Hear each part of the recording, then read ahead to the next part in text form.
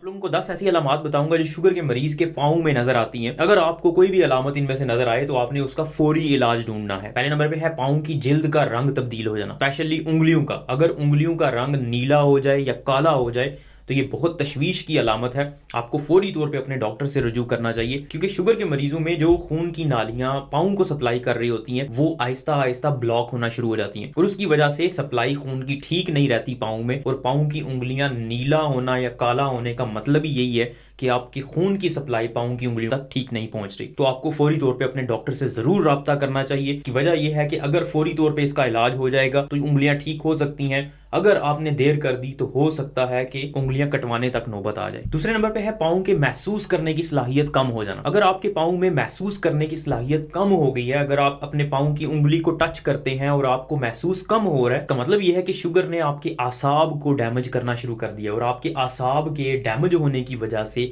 आपको सेंसेशंस कम फील हो रही हैं। का जल्द अज जल्द इलाज जरूरी है। बहुत सारी वजूहात होती हैं शुगर के मरीज में आसाब के डैमेज होने की। बाज़ औक़ात कुछ दवाइयां ऐसी होती हैं जो वो ले रहे होते हैं। फॉर एग्जांपल मेटफॉर्मिन एक ऐसी दवाई है जिसकी वजह से आसाब में इस तरह की तब्दीलियां आती हैं, लेकिन मेन वजह शुगर की वजह से आपके आसाब का डैमेज होना होता है। तीसरे नंबर पे है पाँव के तलवे में सख्त उबार बन जाना, जिसको चंडी कहते हैं, वाट्स कहते हैं, कॉन कहते हैं, कैलस कहते हैं। अगर आपके पाँव के तलवे में इनमें से कोई भी अलामत हो तो आपने इसको खुद ट्रीट करने की बजाय अपने डॉक्टर से बात करनी है। उसकी वजह यह है कि अगर आप घर में बैठ के इसको खुद से काटने की या तराशने की कोशिश करेंगे तो पाँव पे जख्म होने का चांस बन सकता है, और अगर पाँव पे जख्म हो जाए और आपको शुगर हो तो उस जख्म का भरना बहुत मुश्किल हो जाता है। चौथे नंबर पे अगर आपके पाँव पे कोई खराश या कोई जख्म नजर आए तो आपको फौरी तौर पे उसका इलाज ढूंढना चाहिए। उसकी वजह यह है कि पाँव के जख्म इतनी जल्दी नहीं भरते। शुगर की वजह से खून की सप्लाई कम हुई होती है और खून के अंदर शुगर ज्यादा होती है, उसकी वजह से वहां पे जख्म भरते नहीं है और इन्फेक्शन के होने के, जरासीम के अटैक करने के चांसेस बढ़ जाते हैं। पांचवें नंबर पे अगर आपका पाँव बहुत ज्यादा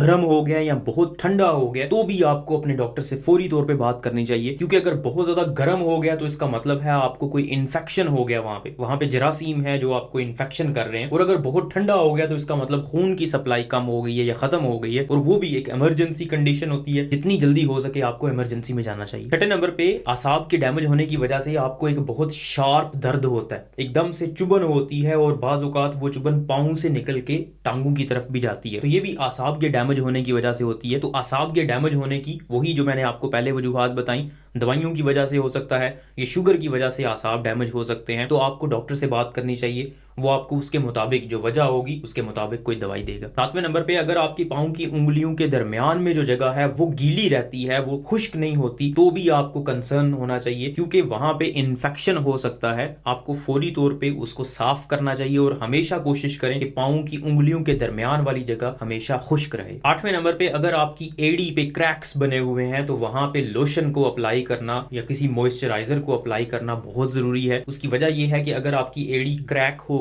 तो वहां पे इन्फेक्शन के होने के चांस ज्यादा हो जाते हैं, और शुगर के मरीज के लिए पाँव का इन्फेक्शन एक बहुत बड़ा अजाब होता है। आठवें नंबर पे शुगर के मरीज में पाँव की शक्ल तब्दील हो जाती है। उसकी वजह यह है कि आपके आसाब तो काम नहीं कर रहे होते। जब आसाब काम नहीं करेंगे तो आपको महसूस नहीं होगा कि आपका पाँव ठीक तरह से पड़ रहा है, बैलेंस उसका ठीक है या नहीं। बैलेंस ठीक ना होने की वजह से आपके पाँव की शक्ल आहिस्ता आहिस्ता बदलना शुरू हो जाती है और ये कुछ इस तरह का पाँव नजर आना शुरू हो जाता है। इसलिए अपने पाँव को पोडाइट्रिस्ट से, जो पाँव के स्पेशलिस्ट लोग होते हैं, उनको दिखाना भी जरूरी होता है। 9वें नंबर पे पाँव की उंगलियों के नाखून की इंस्पेक्शन करना, उसको देखना बहुत जरूरी है, क्योंकि इनग्रोन नेल बन जाते हैं। मतलब नाखून अंदर की तरफ ग्रो करते हैं और वहां पे फिर जख्म कर देते हैं और उस जख्म पे फिर इन्फेक्शन हो जाता है, जिसकी वजह से बहुत ज्यादा मसाइल का सामना करना पड़ता है। ये 10 अलामात हैं जो शुगर के मरीज के पाँव में अक्सर नजर आती हैं। अगर आप इन अलामात को शुरू में ही पहचान लेंगे और इनके लिए आप अपने डॉक्टर से राब्ता करेंगे या इनका इलाज ढूंढेंगे तो आपके पाँव भी खुश रहेंगे और आप भी खुश रहेंगे।